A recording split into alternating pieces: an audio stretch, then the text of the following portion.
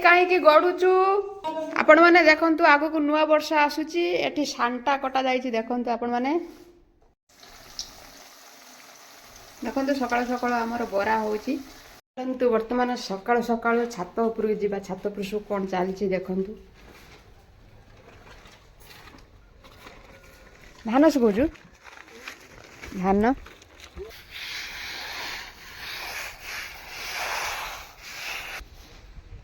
देखु गचर केते सुंदर भाव में फूल फुटी आउ देखु मो बो वर्तमान पहरा बंधा आरंभ करियो को भाया भाव में देखु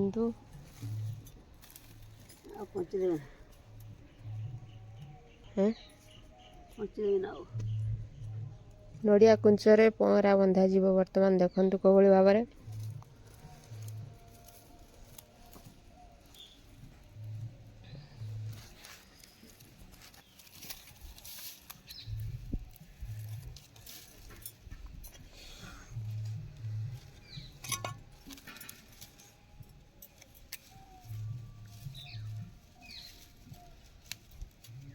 केते भाड़ा घुरा हम 5 भाड़ा 5 भाड़ा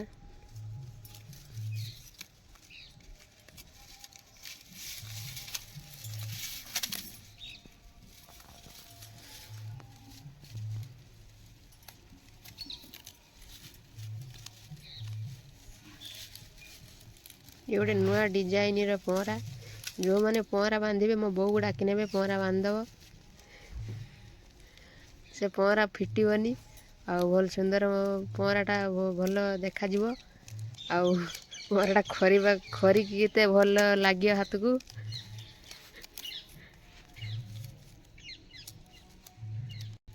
देखु मो बो केते टैलेंटेड दार काटी दौरान पनिकी छाड़ी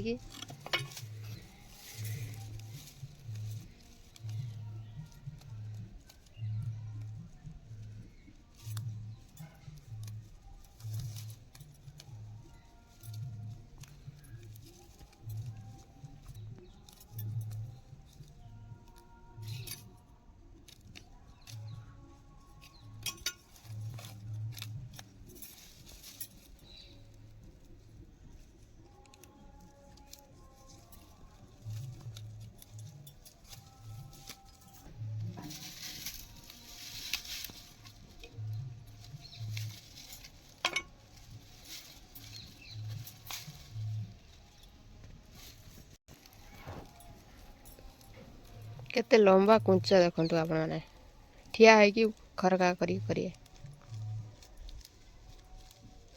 कंभर नईबनी टोटाल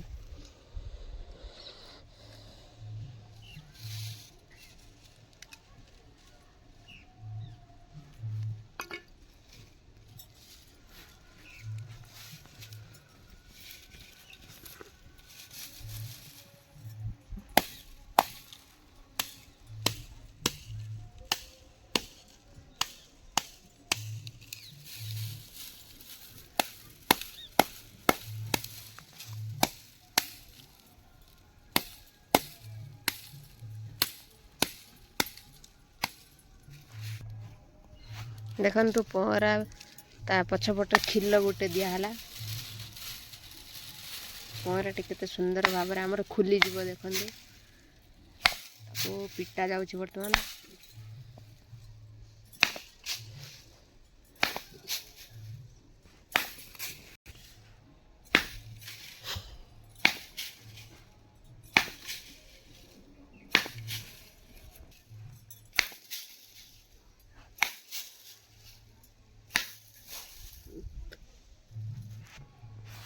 देखु आमर पहरा दुईटा पहरा वर्तमान बंधा है देखु कौ भाव में सुंदर भाव में खुली जाइए आ खरिकते बहुत सुंदर लगे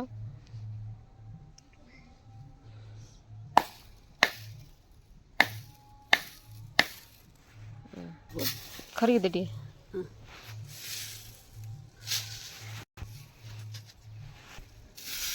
सब धूली उड़ी होची सब परिष्कार हो रास्ता दांड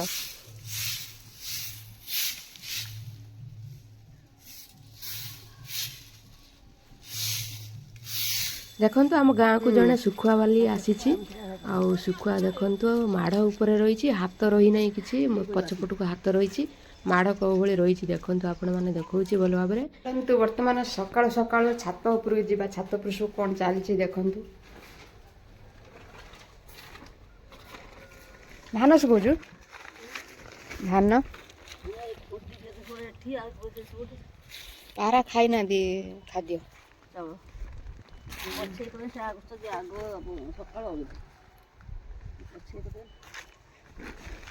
ଜରି ଉଡ଼ି ଯାଉଛି, ତାକୁ ପବନ ଦଉଛି।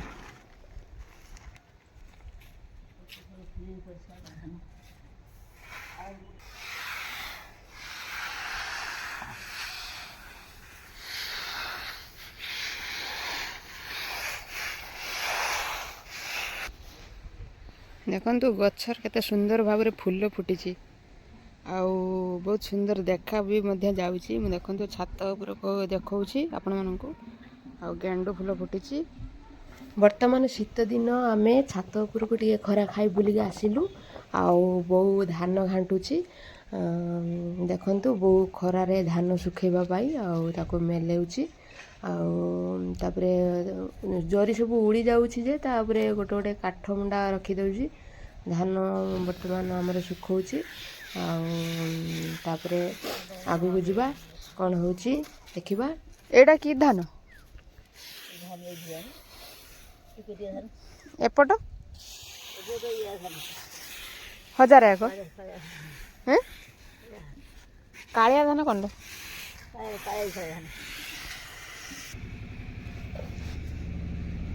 ଟେମ୍ପୁ ଦେଖନ୍ତୁ ଆମର ଗୋଟେ ଗାଁରେ ଯାଉଛି।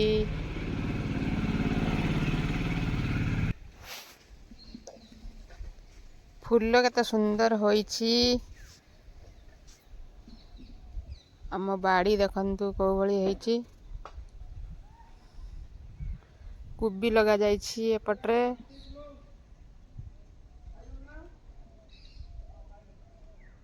ଏପଟରେ ମୂଳା ଲଗାଯାଇଛି, ଶାଗ। ଆଜବେଷ୍ଟରେ ଦେଖନ୍ତୁ ଆମର ପୋଇ ମାତିଛି। ଚାଲନ୍ତୁ ବର୍ତ୍ତମାନ ଆମେ ତଳକୁ ଯିବା, ଆଉ ସକାଳୁ ସକାଳୁ କିଛି ନାସ୍ତା ପାଣି କରିବା। ଚାଲନ୍ତୁ ଯିବା ଆଗକୁ ଦେଖିବା କ'ଣ ହେଉଛି। ସେଠି କାହିଁକି ଗଡ଼ୁଛୁ? ଆପଣମାନେ ଦେଖନ୍ତୁ ଆଗକୁ ନୂଆ ବର୍ଷ ଆସୁଛି, ଏଠି ସାଣ୍ଟା କଟା ଯାଇଛି ଦେଖନ୍ତୁ ଆପଣମାନେ।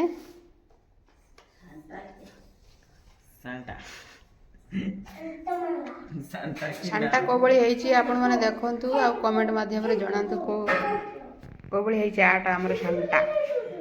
ଦି ପାଖରେ କରାହେଇଛି, ଦି ସାଇଡ୍ର। ଇଏ ହେଲା ବଡ଼, ଇଏ ହେଲା ଛୋଟ। ଛୋଟ ବଡ଼। ଗୋରା ହେଇଟେ ନା, ଗୋରା ହେଇକି ପୁରା ବୁଢ଼ା ବୁଢ଼ା ବୁଢ଼ା ହେଇଯାଉଛି। ଦେଖନ୍ତୁ ସକାଳୁ ସକାଳୁ ଆମର ବରା ହେଉଛି। ଆଉ ଦେଖନ୍ତୁ ଇଏ ଆମର ବନ୍ଧାକୋବି ଯେଉଁ କଟା ଯାଇଥିଲା ସେଇଟା ଆମର କଟା ଯାଇଛି, ଆଉ କଟା ଯାଇକି ଗୋଳା ଯାଇଛି। ଆଉ ଦେଖନ୍ତୁ ଆମର ବରା ଛଙ୍କା ଯାଇଛି ବର୍ତ୍ତମାନ। ଦେଖନ୍ତୁ ସକାଳୁ ସକାଳୁ ଆମର ଯେଉଁ ବନ୍ଧାକୋବି କଟା ଯାଇଥିଲା, ଏଠି ଆମର ବରା କିଛି ଛଙ୍କା ଯାଉଛି ବେସନରେ ଗୋଳା ଯାଇକି। ଆଉ ତାପରେ ଆମେ ନାସ୍ତା ପାଣି କରିବା। ଚାଲନ୍ତୁ ଆଗକୁ ଦେଖିବା କ'ଣ ହେଉଛି। ଦେଖନ୍ତୁ ବହୁତ ଜୋରେ ଭୋକ ଲାଗିଲାଣି, ଆଉ ସକାଳୁ ସକାଳୁ ବନ୍ଧାକୋବି କିଛି ମୋ ବୋଉ କାଟି ଦେଇଥିଲା, ଆଉ ପିଆଜ ବଦଳରେ ବନ୍ଧାକୋବି କାଟି ଦେଇଥିଲା। ବନ୍ଧାକୋବି କାଟି ଦେଇକି ତାକୁ କିଛି ପକୋଡ଼ା ଆମେ ବନେଇଦେଲୁ। ଆଉ ତାପରେ ଆମେ ସକାଳୁ ଗାଧେଇକି ଠାକୁର ପୂଜା କରିକି ଆମେ ଖାଇବୁ। ଆଉ ତାପରେ ଆମର ବନ୍ଧାକୋବି ରେଡି ହେଇସାରିଲାଣି ବର୍ତ୍ତମାନ। ଆଉ କିଛି ଅଛି ପକେଇଦେବି କଡ଼ାର, ଆଉ ପକେଇ ସାରିଲା ପରେ ମୁଁ ସରିଯିବ। ତାପରେ ଆମେ ଆକୁ ବିଟ୍ ଲୁଣ ଆଉ ଚାଟ୍ ମସଲା ପକେଇ କିଛି ଆମେ ସବୁ ଖାଇନେବୁ ସକାଳୁ ସକାଳୁ। ଚାଲନ୍ତୁ ପକେଇଦେବା ବର୍ତ୍ତମାନ ଆମର ବନ୍ଧାକୋବି ଆଉ କିଛି କଡ଼ାରେ ଅଛି।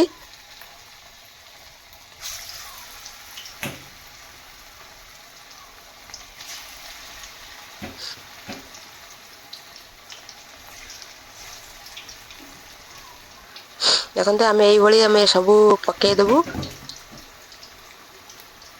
ପକେଇକି ସବୁ କରିନେବୁ, ତିଆରି କରିନେବୁ। ଆଉ ଆମର ପକୋଡ଼ା ହେଇଯିବ, ବନିଯିବ। ଆଉ ଦୋକାନରେ ନ କିଣି ଆମେ ଘରେ ତିଆରି କରିକି ଖାଇ ନଉଛୁ। ଆଉ ଭଲ ଲାଗେ ଆମକୁ ଘରୁ ତିଆରି କରିକି ଘରେ ଖାଇଲେ।